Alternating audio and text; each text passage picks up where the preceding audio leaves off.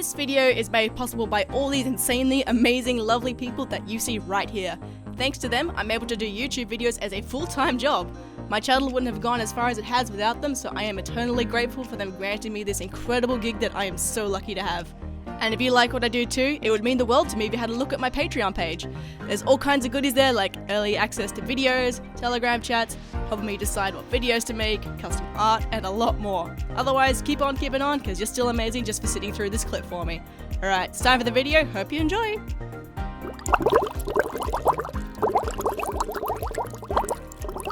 Hello, welcome, hope your day is going amazing! Also, shout out to Princess Charmless for these amazing leggings. Look at them. It's got me on them. They're Pocari leggings. I've given them permission to sell this design to other people, so if you would like a pair of these amazing Pocari leggings, shoot them an email. There it is up there. They're selling them for 35 bucks plus shipping, so that's pretty good for a pair of pretty sweet leggings. They also do commissions as well if you want your own custom pair, and that depends on like quotes and stuff, so contact them on their social medias if you're more interested in a custom pair. They're so comfy and like silky and amazing. I'm gonna be like living in these for the next month. But you know what else is amazing? In fact, even just as amazing as fursuits? Plushies! But one insanely awesome thing that I learned when I first joined the fandom, that there are people out there that if you throw enough money at them, they will make you your very own custom plushie of anything. Anything! Want to snuggle your own persona? Done! Want to snuggle the character you made up? Done! Want to snuggle your partner's persona? Done! You want to snuggle that really obscure Digimon you like that never got its own plush line? Done!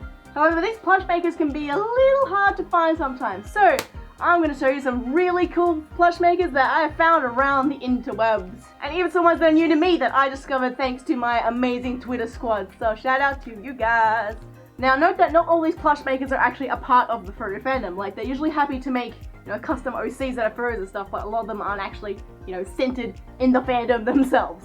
I would like to start out with one of the big guns, and one of the plush makers I've been following for the longest time. Like, this plush maker has got to be the autumn fallings of plush makers, you know? Insanely high quality, but insanely high demand. I get so excited every time she posts something new to Twitter, so you've probably seen her around before. She's pretty big, but I can't not put her in this video, so without further ado, I give you NAZEGORENG.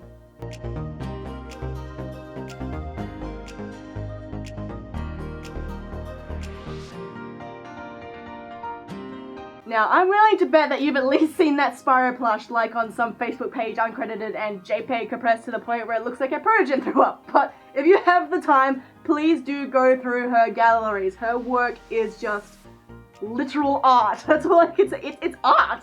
Not only are her plushies the most dynamic and expressive plushies I have ever seen in my entire life, she also makes, like, you know, removable outfits and stuff for them. Like, they're actually playable. This is why I'll always love plushies over, say, like art dolls, because while art dolls look amazing, I'd be so afraid to touch them. Like, it looks so precious and fragile and amazing. I don't want to touch it unless, because the airbrushing might fall off. NAZEGORENG's plushies not only look amazing, they also look really robust and high quality. Like, they're actually going to last, you're going to be able to cuddle them, you're going to be able to play with them, and they're not going to fall to pieces.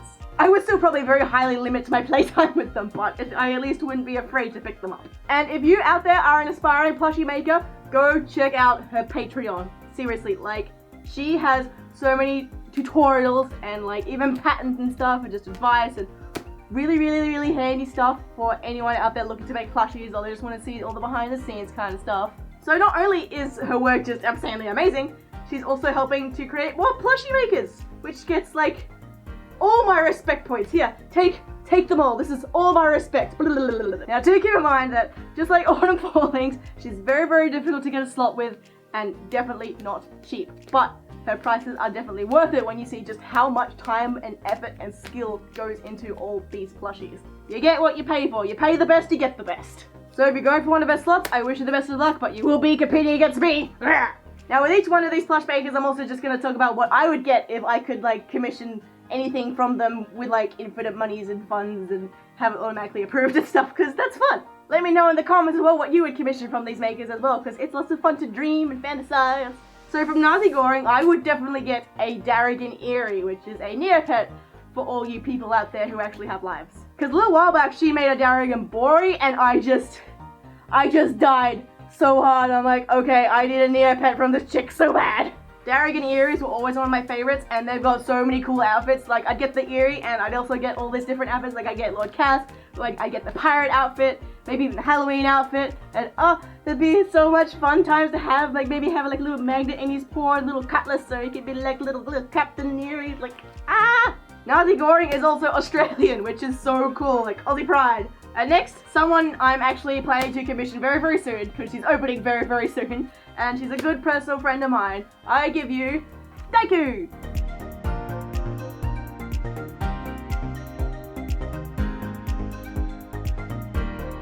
Even before we were really friends, I had always admired DAIKU's work. Like, every time I'd see her dealer's table at convention, I'd just be walking past like, oh, must look, more plushies. Even here in our house, Forks has one of her plushies, and I'm like always enviously eyeing it off. It looks so cuddly and cute. It's so chubby and cuddly and adorable and like perfect cuddle size. And she can even do like accessories and magnets as well. Like, I love Miko's one. Like, that's the one that really killed me because there is a magnet in the main character's head and in the bottom of the bird. So you can put the little bird body on her head and it just sticks there. How cool is that? And I have a DAIKU right here. Say hello, DAIKU, as Venti. This is as cute as a Venti. Corgi. You can still call me DAIKU, that's fine. Okay. It's fine. So DAIKU's been amazing and allowed me to interview her just some little questions so we can understand plush makers a little bit better. We're mysterious beings. So DAIKU, why are plushies just so expensive? You know, why would I get one of yours when I can go down to Kmart and get a plushie for $30, huh? Well, is that one you're gonna get from Kmart custom? No. I mean, I could like draw on it with marker, then it's custom. And then it'll like break after like a couple days. Yeah. But I mean, if you're getting something custom, someone's gonna spend like at least 30 hours designing. 30 hours? Yeah.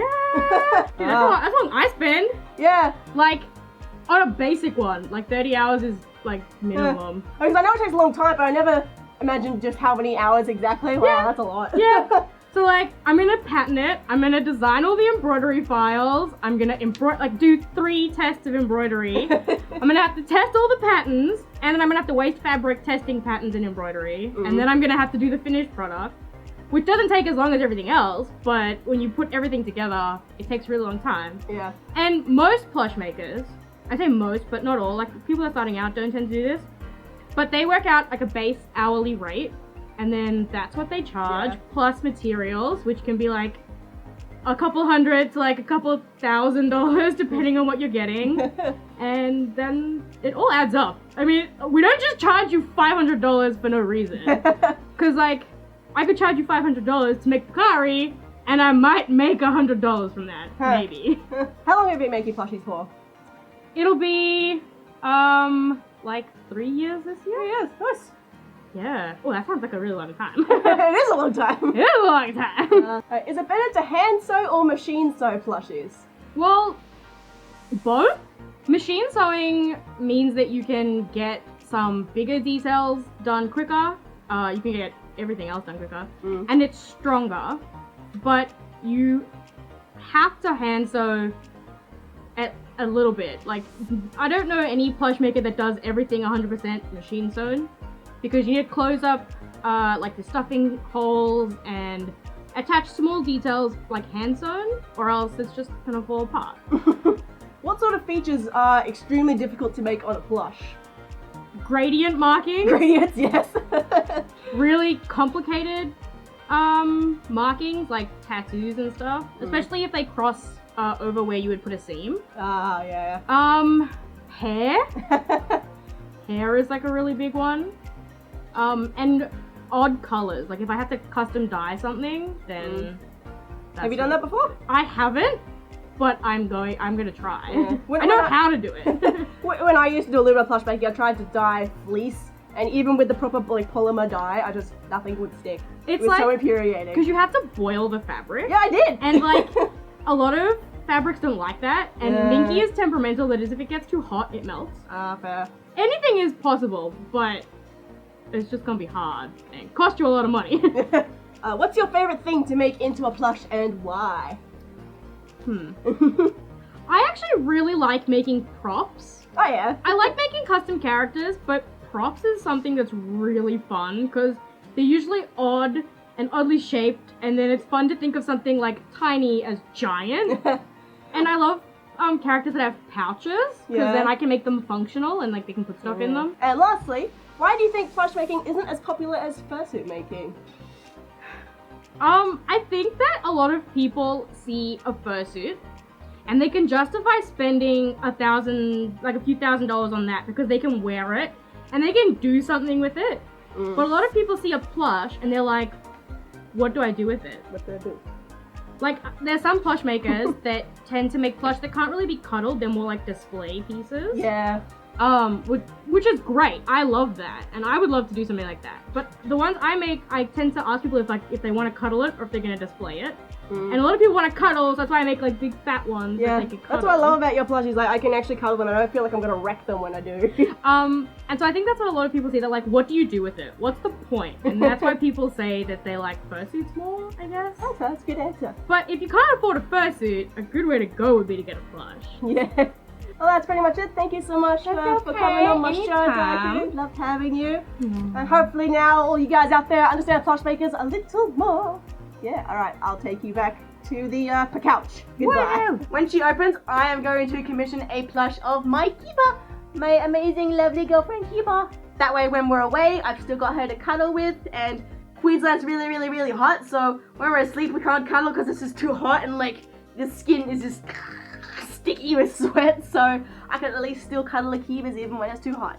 Or like if I'm stuck at home sick and Kibas has to go to work, then I've still got my little plushie Kibas who's still here and can help me feel better, and yeah, I'm excited. Alright, let's move on. Next up, I bring you Sopoke.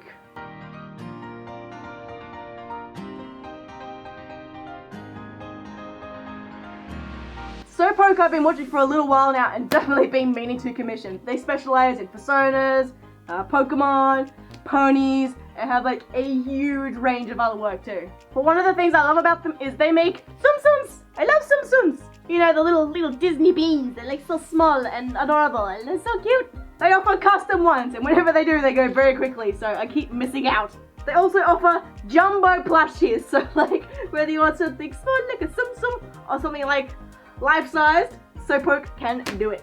I would really want like a Tsum-Tsum or like a shoulder buddy of my character Zoot, because then I can have my little Zoot buddy again. He can sit on my shoulder and be with me, and I can like spray him with raspberry smells because the real Zoot likes to eat raspberries, so I'd have my little Zoot back.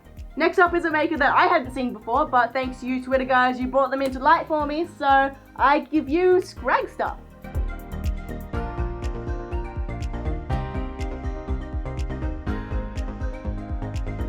The only thing I don't like about this plush maker is they didn't appear to me sooner.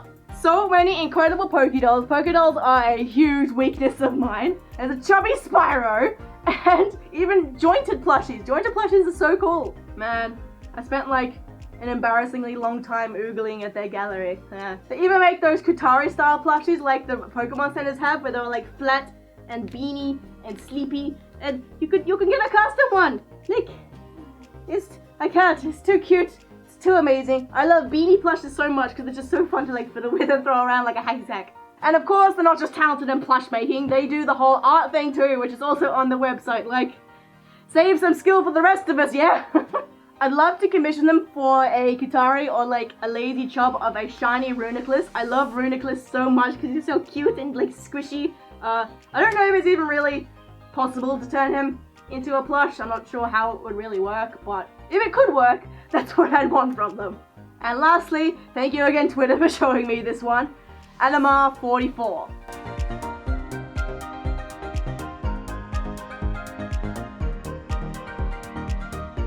Please go check out their gallery and go get lost in there for a few hours. Like, their work is just nuts. The detail they can get, especially on some of those original character plushies, is just mental. Like, especially with this shark one, like, all those stripes would have taken so long. Like, they have got to be masochistic or something. And they made a 5-foot Lycan Rock plush. I have never had a need as mighty as this. Every single bone and blood cell in my body is just going, need. And the person that recommended them to me actually has a plush from them. And look how cute that is. Like, they even sewed little posies on it and just the details. And that's a really, really good plush. I'd probably get my own pony Sona made from them. Like, while I don't associate as like a brony or like the whole My Little Pony fandom, I like the ponies, I like the show, and I do have my own little pony Sona. Her name's Blue Raspberry. And that's it for plushie makers I wanted to bring to your attention. There are a lot more out there, and I got a lot of recommendations from Twitter, but sadly I could only film for so long. Alright, that's it for this video. Let me know in the comments below who are your favourite plush makers, or what's the one thing you've always wanted to have a plush of. Let me know in the comments, and I will see you in the next video. Thank you for watching. Bye!